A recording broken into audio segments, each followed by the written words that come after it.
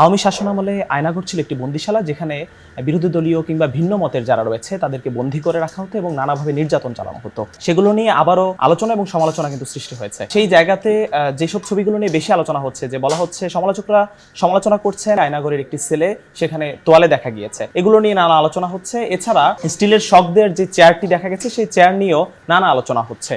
সাম্প্রতিক সময়ে সামাজিক যোগাযোগ মাধ্যমে সবচেয়ে বেশি আলোচনা হচ্ছে আয়নাঘর প্রসঙ্গে।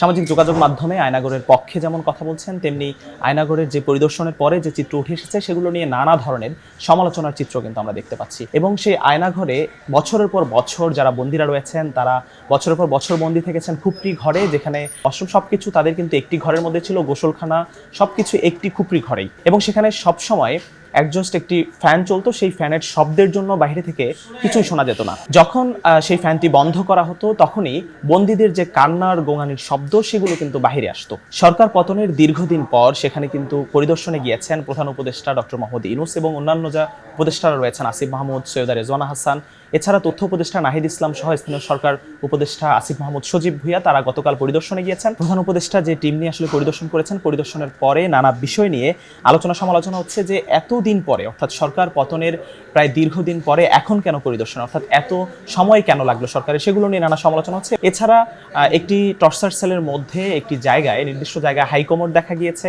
দেয়ালের রংগুলো নতুন রং দেখা গিয়েছে, এবং যেমনটা বর্ণনা আসলে উঠে এসেছিল যখন আয়নাঘর প্রসঙ্গ সামনে আসে, সে ধরনের বর্ণনার সাথে অনেকটা মিল পাচ্ছেন না, এমনটাও কিন্তু নানা অভিযোগ করছেন। এবং ভুক্তভোগী অনেকেই কিন্তু সেখানে যেতে পারেননি। দীর্ঘদিন ধরে যে সংগঠনটি মায়ের ডাক, তারা গুম হওয়া ব্যক্তিদের নিয়ে কাজ করছেন, সেই সংগঠনের থেকেও কিন্তু কেউ আসলে এই পরিদর্শনে যাওয়ার সুযোগ হয়নি কিংবা তাদেরকে ডাকা হয়নি সরকারের পক্ষ থেকে। তথ্য সম্প্রচার উপদেষ্টা নাহিদ ইসলাম এবং আসিফ মাহমুদ সজীব ভুইয়া, যারা বৈষম্য বিরোধী ছাত্র আন্দোলনের সমন্বয়ক ছিলেন জুলাই অভ্যুত্থানের যেই আন্দোলন ছিল সেখানে, এবং তাদেরকেও কিন্তু এই গোপন বন্দিশালা আটকে রাখা হয়েছে। এবং তারা যখন পরিদর্শনে গিয়েছেন, নাহিদ ইসলাম কিন্তু একটি কক্ষ দেখে চিনতে পেরেছেন, এবং আসিফ মাহমুদ সজীব ভুইয়াও বলেছেন যে তিনিও আসলে সেখানকার যে তাদেরকে যেখানে রেখে টর্চার করা হয়েছে সেই জায়গাগুলো তারা চিনতে পেরেছেন।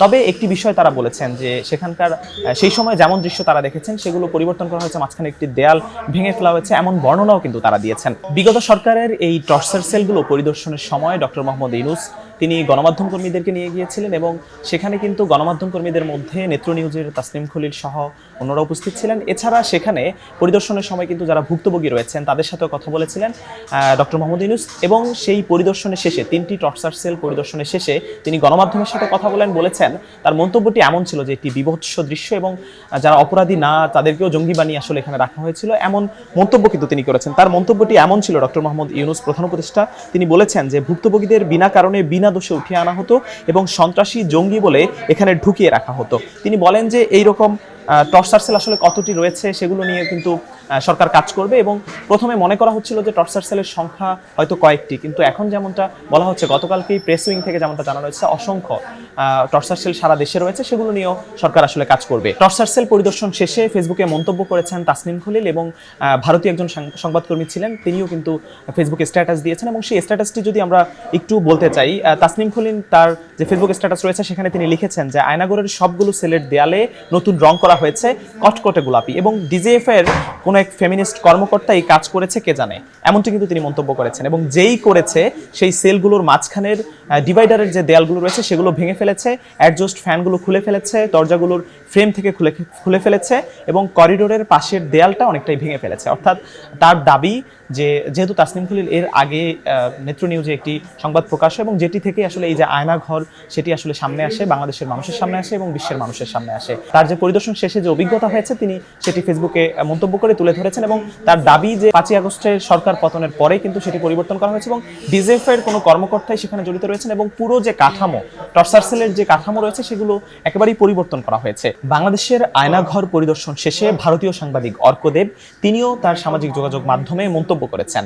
স্টিলের একটি চেয়ার ইতিমধ্যেই আলোচনা এসেছে, এবং যেই চেয়ারের একটি ছবি তার সামাজিক ওয়ালে পোস্ট করে তিনি মন্তব্য করেছেন যে এই চেয়ারটি দেখে রাখা জরুরি, এখানেই ফ্যাসিবাদের জননী শেখ হাসিনার আয়নাঘরের একটি কক্ষে রাখা এই চেয়ার, যেটি আগারগাঁওয়ের একটি টর্চার সেলে কিন্তু তিনি দেখতে পেয়েছেন। এবং এটি পোস্ট করে তিনি মন্তব্য করেছেন হাই ভ্যালু বন্দীদের ইলেকট্রিক শক দিতে এটি ব্যবহার করা হতো, অর্থাৎ এই চেয়ারটি হাই ভ্যালু, যেসব বন্দীরা রয়েছেন যাদেরকে বন্দী করে রাখা হয়েছিল আওয়ামী শাসনামলে, তাদেরকে শক দেওয়ার ক্ষেত্রে এই ইলেকট্রিক বা মেটাল চেয়ারটি ব্যবহার করা হতো। আয়নাঘরের যেই বর্ণনা আসলে ইতিমধ্যে বাংলাদেশের এবং বিশ্বের সামাজিক যোগাযোগ মাধ্যমে নানাভাবে যে বর্ণনা ছড়িয়ে পড়েছে, সেই বর্ণনার সাথে অনেকটাই মিল পাওয়া যায়নি। তবে সেখানে কিছু জিনিস আসলে দৃষ্টিগোচর হয়েছে, যেখানে দেয়ালের একটি সেলের দেয়ালে লেখা ছিল লা ইলাহা ইল্লা আনতা সুবহানাকা ইন্নী কুনতু মিনাজ জালিমিন, এমন একটি লাইন একটি টর্চার সেলের দেয়ালে লেখা ছিল।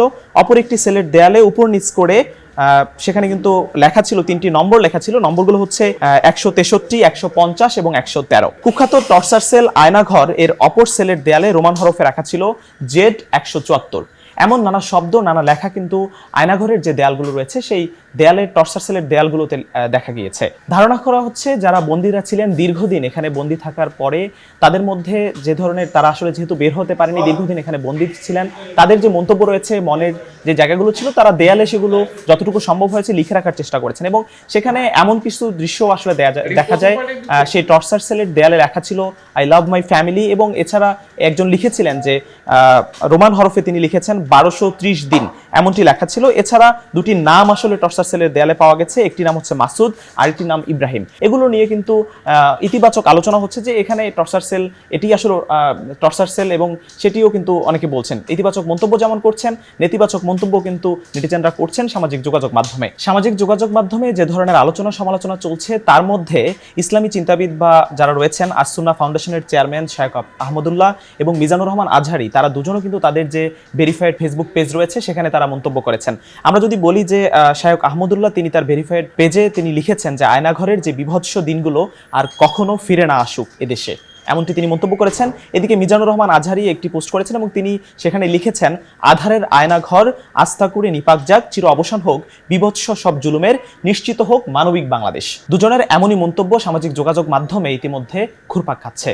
তবে আয়নাঘর প্রসঙ্গে যারা ভুক্তভোগীরা রয়েছেন, তাদের মধ্যে যেহেতু আমরা জানি যে গুম কমিশন নিয়ে দীর্ঘদিন কাজ করছে মায়ের ডাক নামে একটি সংগঠন, এবং আরেকটি নাম যদি আমরা বলি মাইকেল চাকমা, যিনি এই আয়নাঘর প্রসঙ্গে বা গুম হওয়া ব্যক্তিদের মধ্যে অন্যতম, এবং এই দুজনেরই কিন্তু বক্তব্য, আমরা মায়ের ডাককে এই আয়নাঘর পরিদর্শনের সময় তাদেরকে সরকারের পক্ষ থেকে বলা হয়নি বলেই কিন্তু তারা মন্তব্য করছেন, এবং অন্যদিকে মাইকেল চাকমাও কিন্তু এই বিষয়টি জানেন না, সরকারের পক্ষ থেকে তাকে বলা হয়নি, এমন ধরনের এমন মন্তব্য কিন্তু রয়েছে, এবং যেগুলো নিয়ে কিন্তু সামাজিক যোগাযোগ মাধ্যমে আলোচনা হচ্ছে।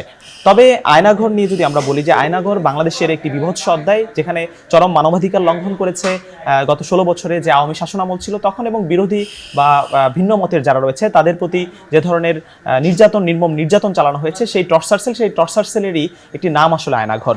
সেখানে এখন সরকারের পক্ষ থেকে বলা হয়েছে যে সেগুলো নিয়ে তদন্ত করা হবে, কোথায় কোথায় টর্চার সেল রয়েছে এবং যারা জড়িত রয়েছেন তাদেরকে বিচারের আওতায় আনা হবে।